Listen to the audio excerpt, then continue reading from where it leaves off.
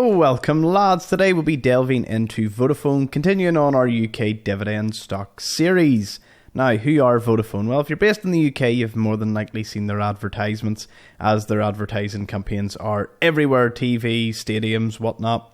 Now, what do? They are a massive telecoms company, so they provide pay monthly phones, SIMs, they provide broadband and other accessories and tech. They also do personal and business contracts. I am actually personally with Vodafone for a business contract with my work, so I'm quite familiar with the company. And to be honest, over here in Northern Ireland, they're rolling out their 5G, and their signal has never failed me till this day, so I've been very pleased with the company.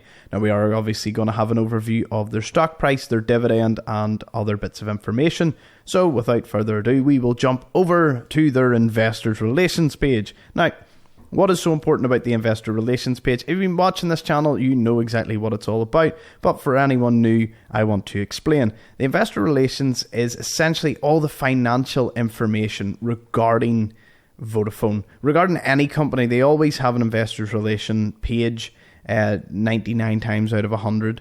So what does that entail? Well, you can get their annual reports, their share and dividend performance, regulatory news, financial calendar, everything you might need is on this page if you want to do a deep dive and to find everything out about Vodafone. Normally it gives you their market segments and much more. There are people that do deep dives specifically into their annual results. I won't be doing that in this video. This is a brief overview just to give you an idea of what they do. Now, they do provide services mainly in the UK and Europe, but they are also across Africa, Asia and Oceania. So let's jump on over to their stock price. Ticker symbol VOD. They are traded on the London Stock Exchange currently at 127 pence, £1.27. Now that's about $1.50, $1.55. So our friends across the water in the United States can have an idea as to the price. We also can see that they employ 104,000 employees, with revenues in and around €43 billion, which is pretty comparable to sterling as well. I just don't know the exchange rate at the moment. Dividend yield is a nice 5.98%. However, we are going to have a wee look into it. It's not all that it seems. They actually halved their dividend 2 years ago. We can have a wee nosy at that as well. So as you can see, from 2017 they were trading at around sort of £2, £2.20, and it has dropped significantly over the past few years. Now, obviously, this is not financial advice, so definitely do your own research into this company. Never invest in a company that you don't understand. That is a golden rule of investing. At least have a basic understanding, which is what I want to lay out for anyone watching this kind of video, is just, well, who are they?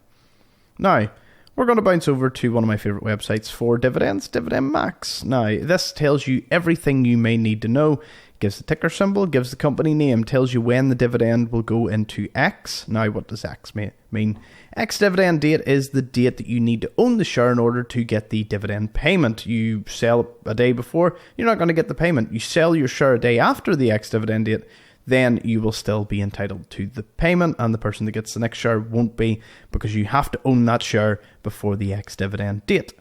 Now, they seem to pay every 6 months, and let's see here. Their last dividend date was actually the 1st of June.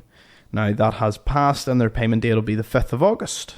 So if you had 100 shares, you would have got £3.70. Now, that's comparable to about $4.60-ish. So it gives you a bit of an idea. Now, on Dividend Max, you can see their declared and forecasted dividends. You can also see annual dividends. I love this chart because it tells you whether, how their dividend has been progressing over the years.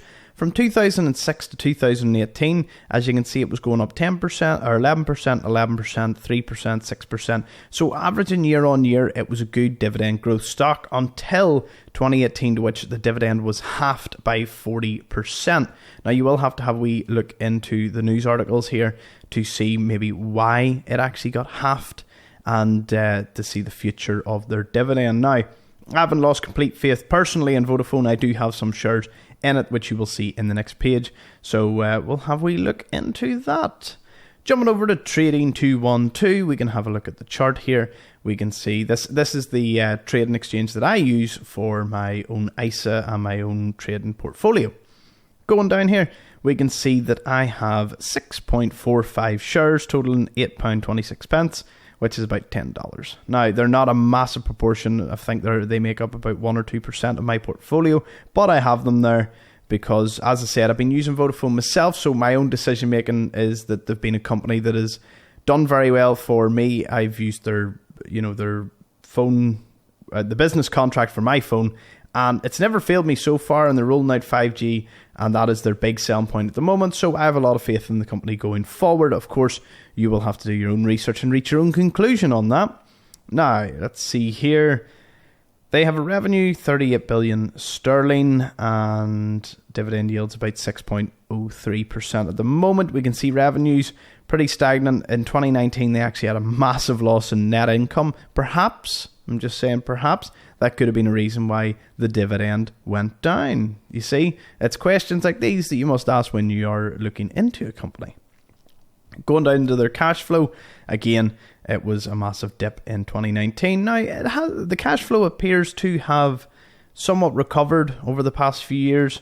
We can see here that they actually paid out 2.47 billion in total dividend payments in 2022 alone. So, definitely something to look out for. Now, that is Vodafone Group, done and dusted, lads. Hopefully, this video has been helpful for you.